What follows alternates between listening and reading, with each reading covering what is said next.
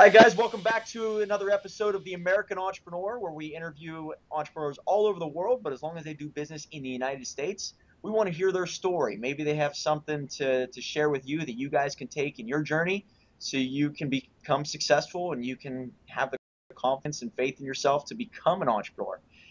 So it says that I think 80% of people out there have always said they want to start a business, but most never do because they just don't have the confidence in themselves, the connections, the money, whatever it is. This show is for you people out there. So our guest today, his name is Corey Gladwell. And Corey, jump right into it, man.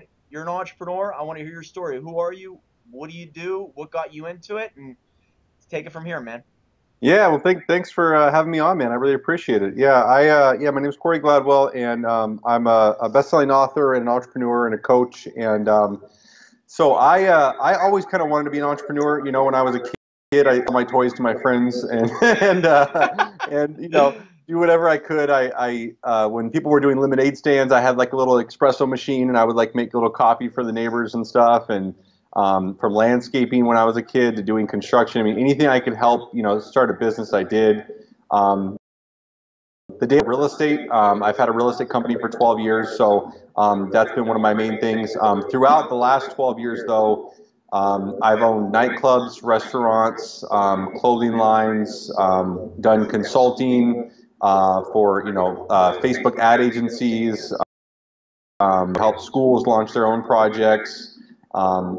Personal trainers, you name it. I've kind of helped people in different fields. I have a program that's called Author Alliance where I help a lot of entrepreneurs become best-selling authors themselves. Because I've written 2 books and become a bestseller. That's got me interviewed on TV and podcasts and all that. So I help other entrepreneurs. So yeah, I've been diversified, I guess. That's beautiful. What's your book's title? I wrote a book too, DreamStarters, Startup Business Guide for the Diamond Entrepreneur. What's your books? There you go. So I have The Human Experience, and then I have Enlightened Entrepreneurs. Those are the 2 books I've published and launched. So. Do you have it on Amazon, or where can they buy it? Yeah, they're both on Amazon or on CoreyGladwell.com if they want to go there too. So yeah. Beautiful. All right, cool. Yeah. Man, you're all over the place. So one of the things I've noticed with some entrepreneurs is, because they get into the mentality where you feel limitless, like you feel like you can do whatever you want. Now, how do you focus on an industry and master it? Because some people say you need to become an expert in one field. I'm a big believer that entrepreneurs, they become good at a lot of things, and that's why they're passionate about many things. And so how do you focus on a certain industry, and do you just have a liking for many different industries, or how do you decipher? So I've taken my previous experience and then applied it to one specific thing. So owning the nightclub and restaurant and all those things were fun, but I let go of those. I don't do all of it at once, right? Like I don't have all those currently. But I've taken from the real estate to everything else and kind of added it up together. So I can do one thing. And so like right now, for example, I only take on a certain amount of consulting clients. And, I help them scale their business, launch and scale their businesses. So, I have, clients that are doing podcasts, that are doing digital courses, that are writing their own books. So I can help them with all those things, right? Get their marketing out there, whether it's paid traffic, organic traffic, getting their courses built. We do the done-for-you funnels. We do, everything as far as, Facebook ad agency. All that's included. But I focus specifically right now on entrepreneurs and those that are really making a difference. So I've given the real estate business away. I've sold the nightclub, the restaurant. So I focus specifically on scaling businesses, and I'll only take on 5 to 10 clients at a time because I want to give them ultimate attention. But I've made it so all of my business experience has become one specific business. So I can have my one thing, but I can have my many things within my one thing, if that makes sense. So that way I'm not spread too thin. Yeah, I got you. That's interesting. Okay, so. What age were you when you got started? Give me a little background. People always say you need mentors around. Now, Tell me, what got you into it? Did you meet the right people that set you on the right path?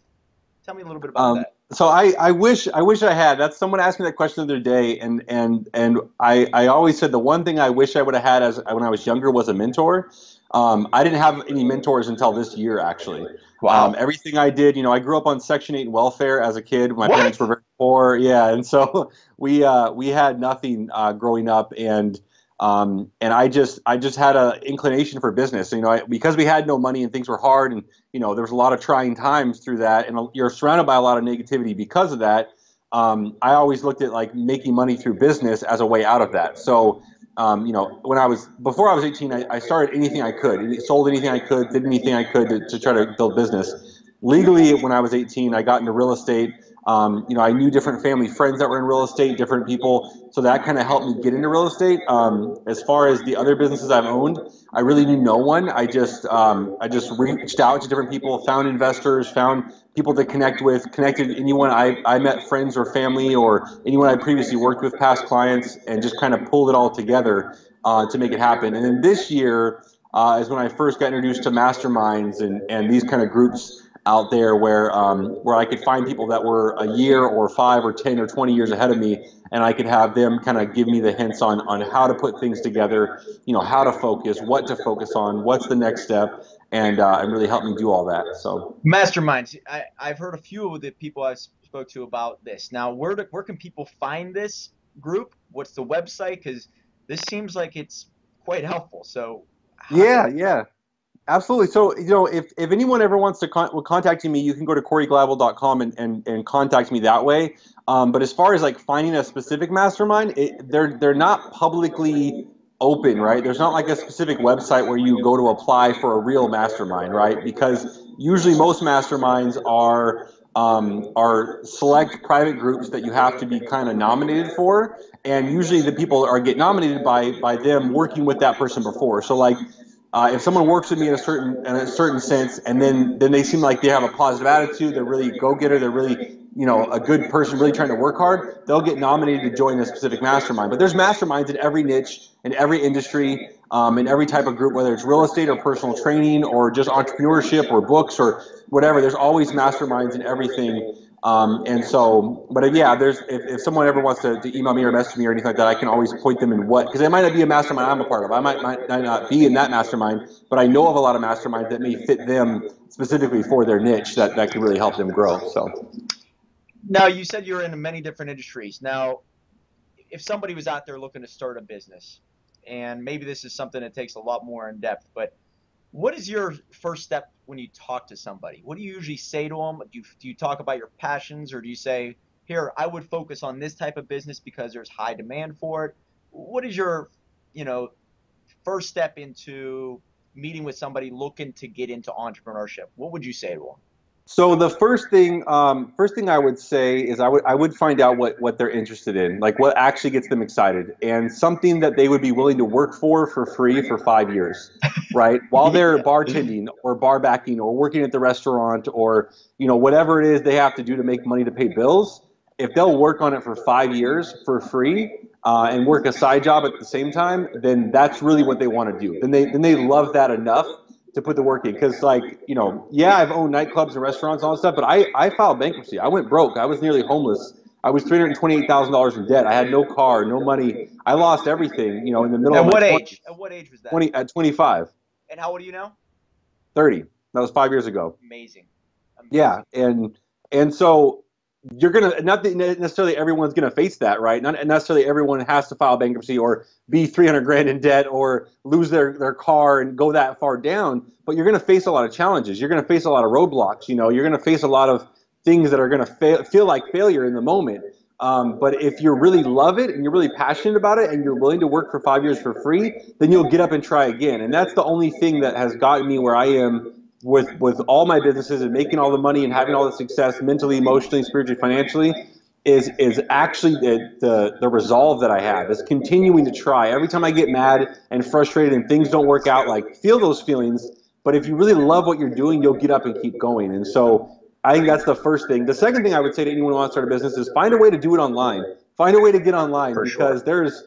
there's like a couple billion people online. There's going to be another 5 billion more added in the next 10, 20 years between what Ray Kurzweil and Mark Zuckerberg are doing. And so there's going to be a lot of clients. You can do one-to-many. You can reach a lot more people than just a regular physical shop, unless that's really what you want to do. I would find a way to make your business something you can do online as well. Very good. Okay. Now, where are you located at? Huh? Where are you located at? I'm in Seattle right now, but I'm actually moving to Long Beach, California on the first of this year of 2017. So Yeah, I'm a big believer in service-related businesses as your first startup, just hmm because whenever you don't want inventory, you don't have to, if you change your product, you're gonna have to invest a lot more money in it. You can put yourself in a lot of debt. yeah, But what you just said there, man, you know, you hit rock bottom. Now, I respect people who hit rock bottom because I've been there. And right. the reason why is because if you're gonna encourage people and you're gonna inspire others, if you hit rock bottom, you can inspire everybody. If you don't hit rock bottom, maybe you can't because that person at the rock bottom will be like, oh, well, they never hit that level. So what are they Right, going to say to right, me? right. Absolutely.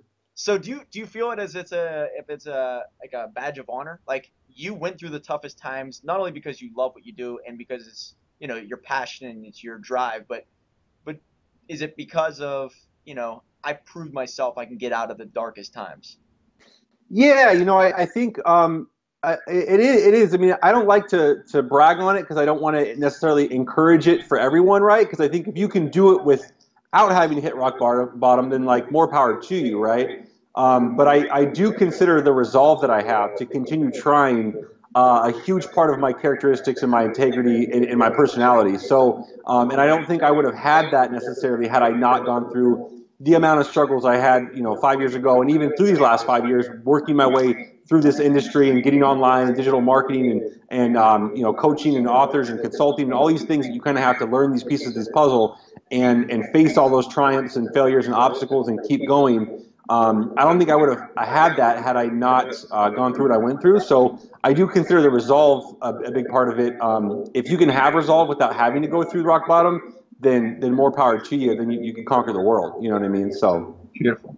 Okay, yeah. who are some of your heroes? When you look at some of the big giants out there in entrepreneurship world, I guess you can call it, who do you look up to, and what inspires you about them? So it's hard to say. There's a couple people like in today's market that I look up to, but for me personally, I look a lot in the past and in history of what people have done, and it's funny enough that it's not necessarily a lot of entrepreneurs. Like Nikola Tesla is someone I really look up to because of his ingenuity and his creativity to think beyond his current reality. And Einstein and like a lot of scientists actually in the past really inspire me more so with business than actually entrepreneurship itself because of the ability to kind of like perceive beyond what the world's telling you, right? And I think when you're an entrepreneur, you have to, you're obviously creative. You like creating, you like building, you like doing those kind of things and putting things out into the world. And I think you have to be able to be successful. I think you have to be able to take a step out of the current reality we're in and kind of look at it in a bigger picture, 100 or 1,000 years from now, and take inventory of the past, look at the future, and really be able to bring that into the present moment. Because if not, you're going to get kind of sucked into the dramas of what the world wants you to believe and what the world wants you to see, and then you're going to be stuck creating the same things that are done every day, right? Nothing new will come from that. So Yeah, I guess that was always my biggest fear of. I mean, not my biggest fear. My biggest fear is regret. Being 90 years old, sitting there and realizing I didn't go after my dream. That would be my ultimate dream, my ultimate regret. But my other to be like a one-trick pony, where basically you just do everything that you're with everybody else, and then all of a sudden you lost your what makes you you and your right, creativity, and you don't leave anything behind that's really yours. It's just that, oh, I was able to do this one time and it wasn't really me doing it, and it was like a right, I don't that one trick pony is the way I put it. But yeah. becoming successful one time is good enough. It's just I would always be afraid of, everything I do, I want it to be me inside doing it. And I don't know if that's how you Absolutely. feel, but that's a big piece to it all.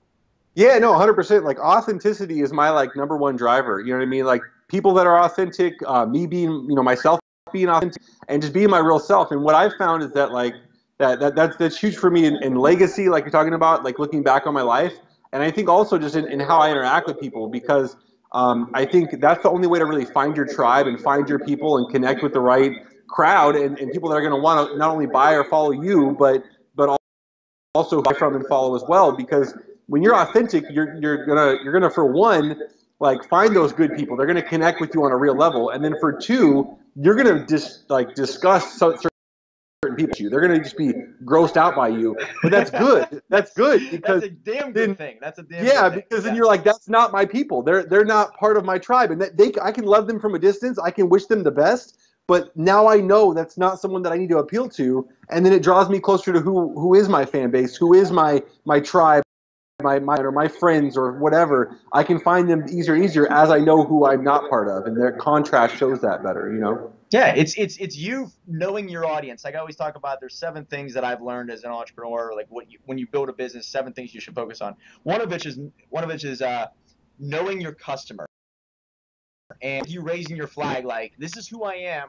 You know, are you one of me, and am I one of you? And that's what you're talking Yeah. about, like finding your tribe. And it should be effortless because you are just being yourself, and Yeah. it should be like a magnet where you draw in the right people and you find the right people. That's true.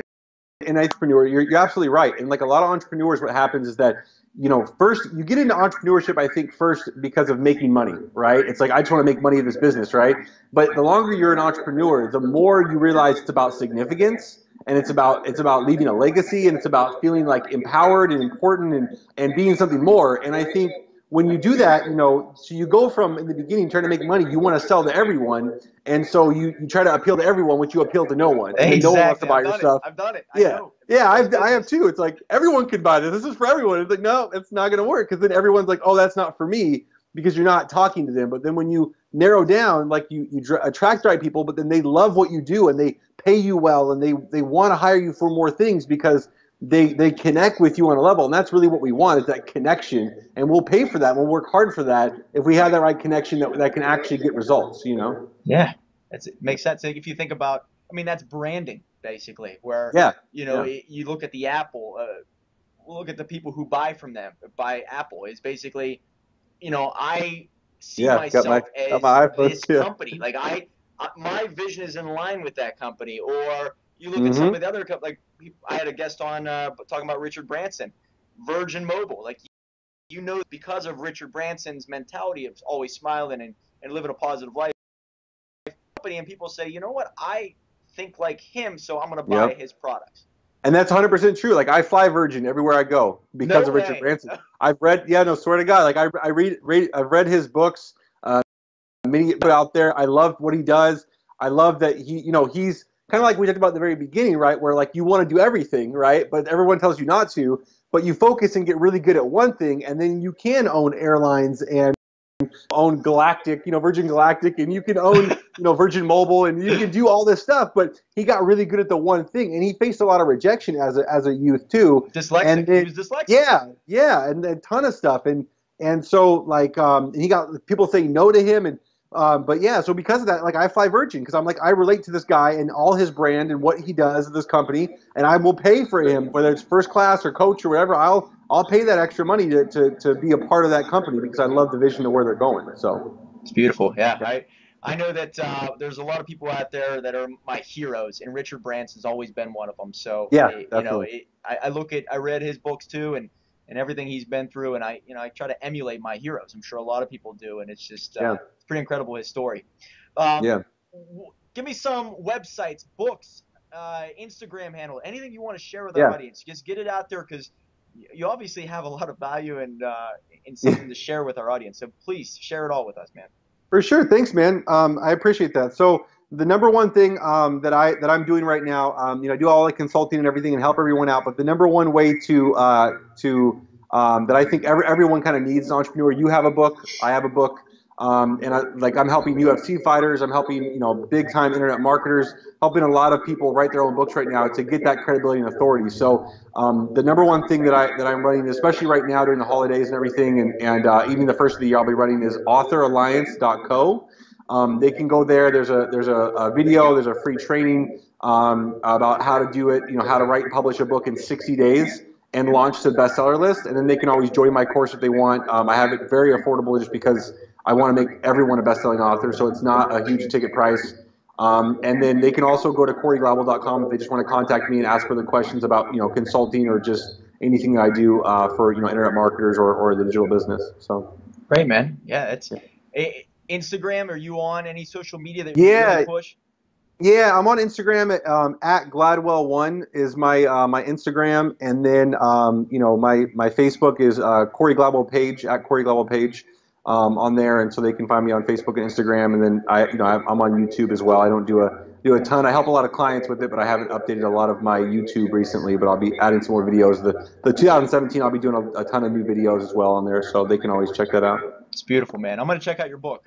I love Cool. meeting new authors. I'm part of a seminar that we go around different parts of Pennsylvania and even Ohio. We do a motivation seminar. I've been meeting a lot of authors, and just hearing people story of how they created a book, it always fascinates me. So I'm gonna be reaching out to you after this, and I just want to hear a little bit more about your story. And you seem like a good person to know. So I'm glad I Thanks. reached out to you, and thank you very much for doing this with us, man. Absolutely, man. Let's stay in touch. I like connecting with good people, so definitely. Absolutely. And thank you guys for tuning in to another episode of The American Entrepreneur. Don't forget, for the next couple weeks, we're going to be meeting with entrepreneurs from every industry. So hopefully you're taking some of this and applying it to your own business. Remember, the American entrepreneur will always create more. Thank you.